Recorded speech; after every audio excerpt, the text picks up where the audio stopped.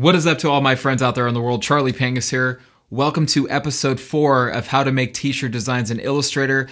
I am so stoked to bring you guys this episode because we're taking it up a level in this episode. Today's design is a little bit more difficult, so I hope you guys enjoy this information that I'm going to be sharing in this video. We're going to get right into this tutorial. This is the design that we're going to recreate. It says Panda Fight.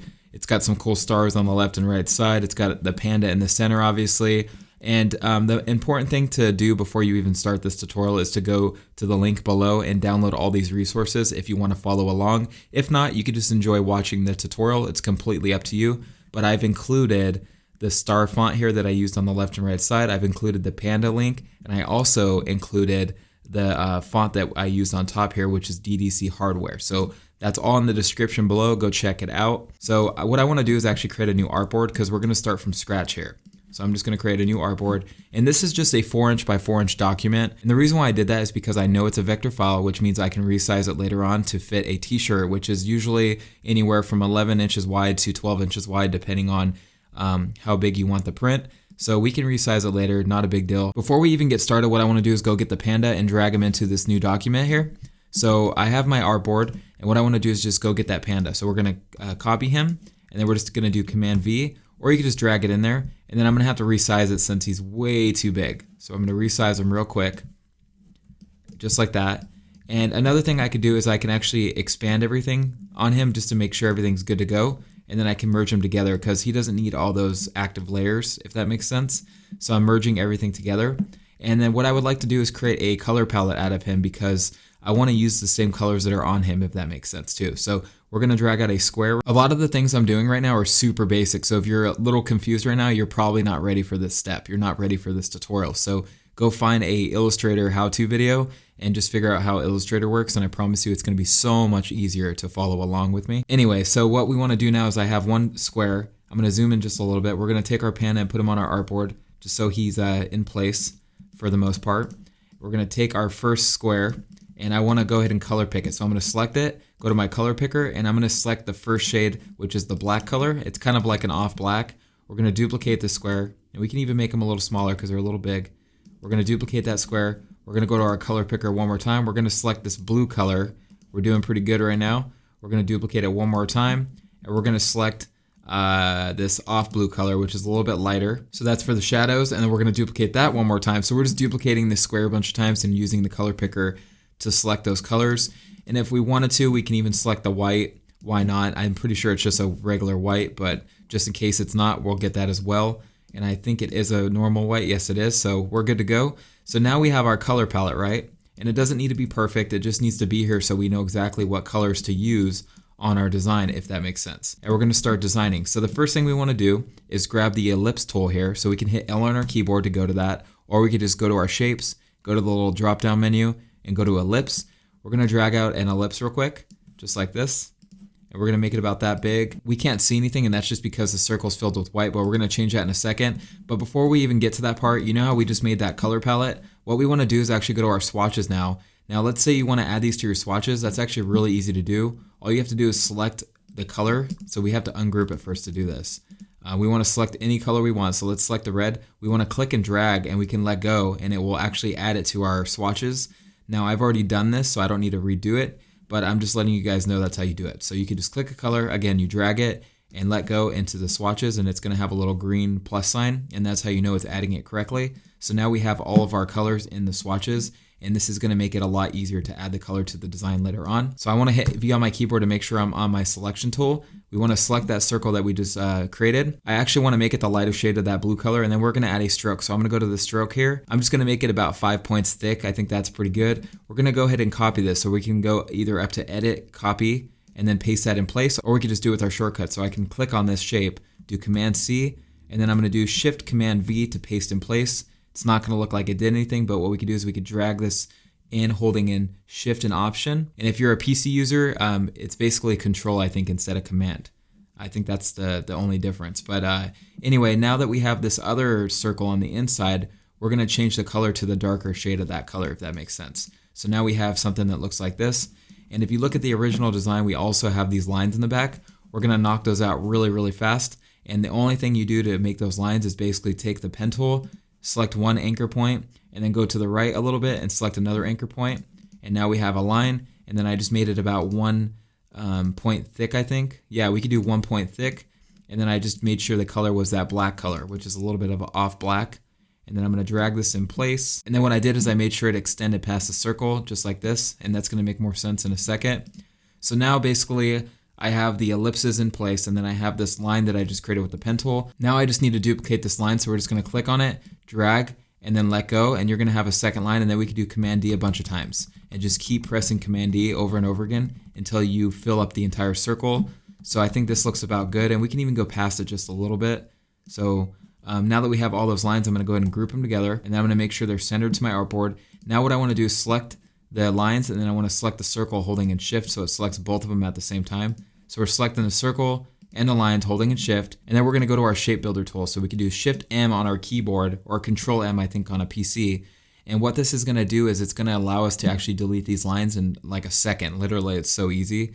You can basically delete things and add things with the shape tool. You can add solid fills and strokes to things. So what we're going to do is actually take away these lines on the outside of the circle. That's why we selected the circle and the lines, if that makes sense. So if you're following me correctly, you have both the ellipse and the lines selected. We're going to hold an Option, and you're going to see a little minus sign appear. And then what you're going to do is you're just going to go around this. You're just going to drag around the circle. You're not going to drag in the circle, because look what happens if you do that. We don't want to do that. So we're just dragging on the outside of the circle to delete those lines. And now we have the lines perfectly in place, and they're deleted, and they're only within this circle. We are doing really good, guys. Now what we could do is we can actually start adding some other elements. So I think the next thing I would like to do is add this panda in the center. So we're just going to duplicate him. We're going to add him to the center real quick. And that's just because I want to make sure he's in place. Before I continue on, I actually want to select the inside ellipse real quick, and I want to resize it just a little bit. I want to make it a little bigger. Now I can make the panda a little bit bigger, and I'm going to recenter him real quick. And we can actually move him up just a tad. So I actually think this looks pretty good. I think he does extend out. Yes, he does. So we're going to make him a little bit bigger. He's not perfectly aligned vertically, but that's totally fine. I wanted him to be moved up a little bit more than usual. So we're going to keep that as is. The next thing I would like to do is go to my ellipse again, and we're going to make another ellipse, okay? And this time we want to go ahead and make sure the ellipse is selected.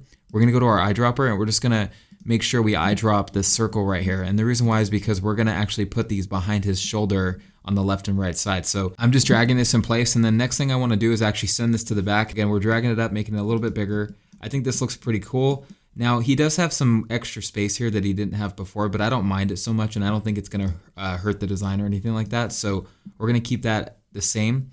And then what we want to do is duplicate this, and we're going to drag it to the other side as well. Once that's on the other side, what we can do is we can select both of them and just center it to our artboard. So now we're looking pretty good. Now I just want to add those rectangles. All I have to do to go to my rectangle tool is hit M on my keyboard, and that's for PC and Mac, and that's going to go to your rectangle tool. And then we're just going to drag out a rectangle about this big. We might need to change it, and if we do, that's totally fine. I'm going to duplicate it so I have another copy, and you're going to see why in a second. I think it might be a little too wide, so I'm just going to shorten it a little bit. Now I'm going to duplicate that one so I have a copy, and then make sure it's centered. And I'm also going to change the color to this brighter red color here. I made the rectangle this red color. It's centered, we're good to go. So the next thing I want to do is actually go to Effect. We want to go to Warp, and then we want to add an arc to it. And we're just going to kind of copy the same shape as this circle. I think this actually looks pretty good for my first try. When I added that arc right now, I noticed there was too big of a gap between this ellipse and this rectangle. So I basically want to move the rectangle down just a little bit so it's kind of overlapping the circle just like this. And then I want to go back up to Warp and then Arc again. And now we're going to reapply this arc, only this time we're going to have to adjust it a little bit. So I'm going up with the bend a little bit until it looks like it matches the same arc as the circle. We need to add the back part of the banner as well, and that's why I duplicated this rectangle. So now what I want to do is go to the rectangle, shorten it just a little bit. We're going to change the color to this darker red so it has some contrast in the background. It looks like it's behind the banner a little bit. Now what I want to do is go to my Add Anchor Point tool, which is right under my pen tool. So go to the Add Anchor Point tool, and then what we're going to do is we're going to create an anchor point at the center point. So I have my smart guides on, and I'm going to use those to my advantage. So this is saying that it's centered, so this is where it should be. I'm going to place it, and then I'm going to go to my direct selection tool, hitting A on my keyboard. We're going to select that anchor point. It's going to turn solid blue. Let me zoom in so you guys can see. And so it's solid blue now. Now what we're going to do is we're going to click it and just drag in a little bit. So now what we want to do is drag it in place, and we're going to also make it look like it's behind it. So I'm dragging it in place real quick where I think I want it, and then I can send this to the back, and I already showed you guys how to do that. All I did was did command and left bracket, or you can right click and send it to the back by using the arrange options. So now it's in the back and that's looking pretty good, and we can move it up a little bit. Now I want to go to my pen tool and I want to make sure I just have black selected and it's the same black that we're using. And I want to also get rid of the stroke. And then we're going to actually drag out some shapes here. So we're going to use the pen tool to create some shapes. And the reason why is because we want to make it look like this is actually filled in, right? So that's exactly what we're doing. We're just going to fill this in. I'm kind of zooming in now, taking this direct selection tool and just fine tuning this to make it look like it belongs here. And if you pay really close attention, you can see that this shape that I just created is not the same black as my strokes. And that's because I did not change the stroke color of these banners, okay? So I need to do that real quick. So I just changed the stroke color using my color swatches under the stroke option here. So I just made it that off black and now everything matches. And I also need to make sure everything else is that off black as well, because that's going to make a huge difference. So we're going to click everything and make sure that it is this off black color. And then what I need to do now is duplicate it. But in order to duplicate it perfectly, I'm going to use a reflect tool, because I don't want to just duplicate it like this and then go transform and flip it and all that, because that's just too complicated. We're going to use the reflect tool. Here's how the reflect tool works. I select the shape that I want to reflect. I go to the reflect tool. You can just hit O on your keyboard to go to it. And then I find a center point of my design. And then what I want to do is hold an option. You're going to see a little minus thing pop up. You're going to left click and then you're going to make sure it's on vertical, and you want to hit copy just like this. And as you can see, it flips it perfectly on the other side. Now we have the first banner. We're going to reflect it on the bottom using that reflect tool again. Before I do that though, I want to select every part of this banner on the top. I want to do Command G, and then I want to go to expand appearance. So now that it's expanded, when we go to reflect it, here's what's going to happen, watch. So I'm going to try to find a center point real quick. And then I'm going to make sure it's on horizontal instead of vertical. And then I want to press copy just like we did last time. Now I can select both of these banners, make sure they're centered, and they are. So now as you can see, it's actually reflected the appropriate way. Now what I want to do is go to my ellipse. We're going to drag out on ellipse, and we're going to use this for a text path. So we're going to use this ellipse for the stars that you see on this design. And I already downloaded the font for the stars. So we're going to go ahead and go to our type on a path tool. We're going to select once on one of the edges here. When you hover over the edge of a shape with the type on a path tool, you're going to see this little wave pop up, and then you just left click, and then that's going to place some lorem ipsum text on that path. Okay, so we're ready to go. The next thing I do need to do though is go to my star font. So I'm going to go to my character palette here.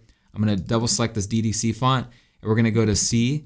And then once you type in C, you should see that Seeing Stars font. I'm just deleting that lorem ipsum text, and then I'm going to hit Y on my keyboard for the solid star. We're just going to make a bunch of stars, and we're going to make them a little bigger than that. They're a little too small. So we can make them actually way bigger on this design, just like this. And I'm also going to change the spacing. We really want these to be spaced out, just like this. So we're really going to make sure they're spaced out. That looks pretty good. And then I'm going to delete some of them. And then from here, I just need to mess with my anchor points. But before I do that, I want to change the character palette a little bit, because see how it's on the inside of the circle? I don't want that. I actually want it on the outside of the circle. So by changing the baseline shift, we can adjust where it is on that axis, if that makes sense. So we're good to go on this part.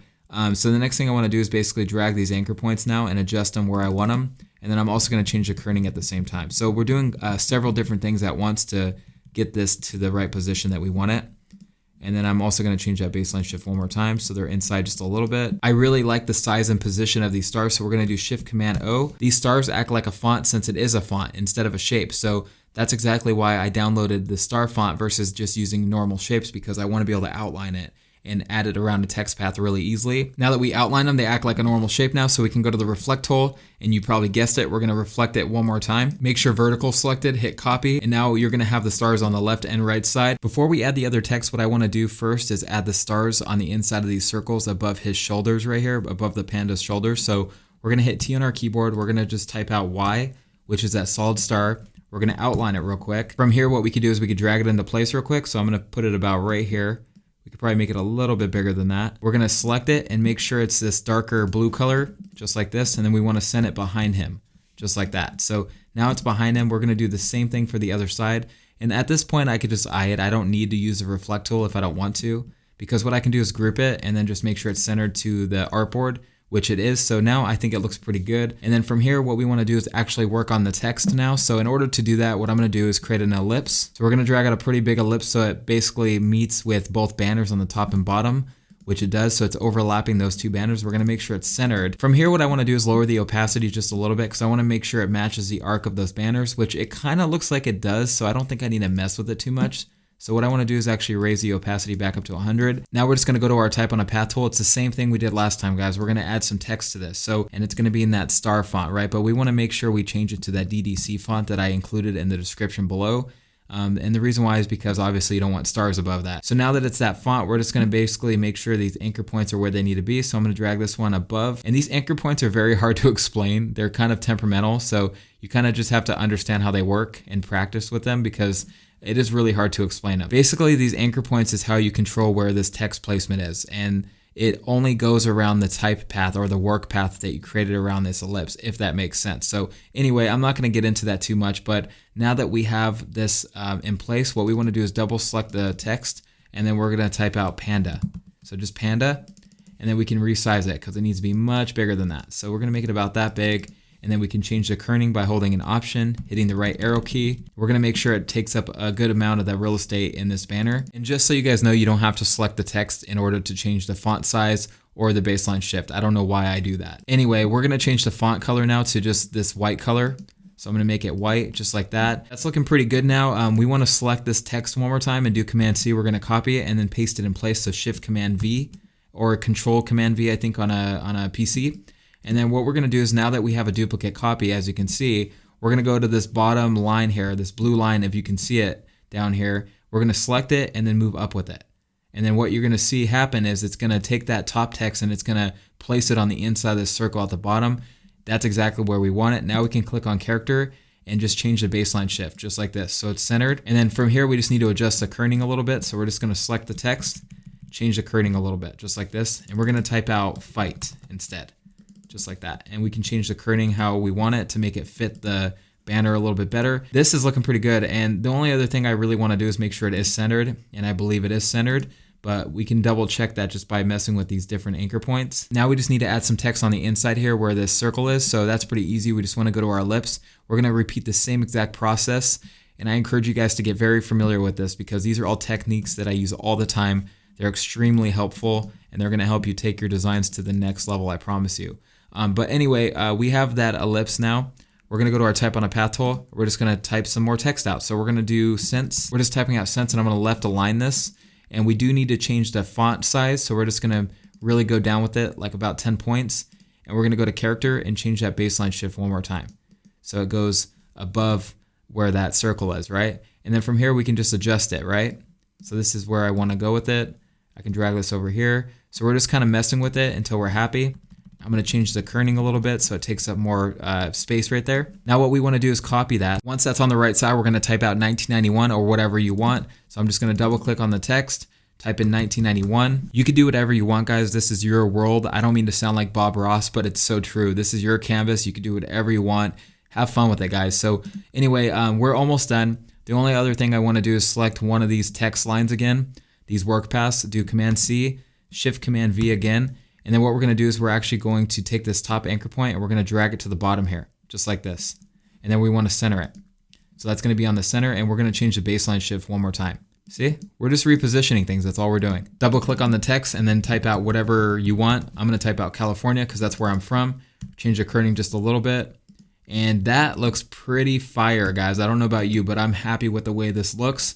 And that is pretty much it, guys. I mean, we can keep going. We can add little things to this design, but I think it looks good the way it is. So we're just going to keep it as is. And after I'm done with the design, I always like to mock it up on a shirt just to see what it's going to look like. So what I want to do is go to these mocks that I found on freepik.com. By the way, I am not sponsored by freepik.com. I don't know why they never reached back out to me because I probably sent them so much traffic, but I am not affiliated with them. I just use them a lot because they have some really good vector resources and other stuff. So I just wanted to get that out of the way. But anyway, I'm going to get this mock real quick. I'm going to copy this over to my document where my panda is. I'm going to paste that.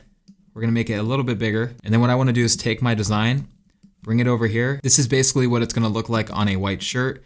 We can even lower the opacity just a little bit. just like that. So anyway, that's pretty much what it's gonna look like on a shirt. I think it looks pretty good. As you guys know, I make videos every single week, so I definitely wanna try to make at least one of those videos a design tutorial related video.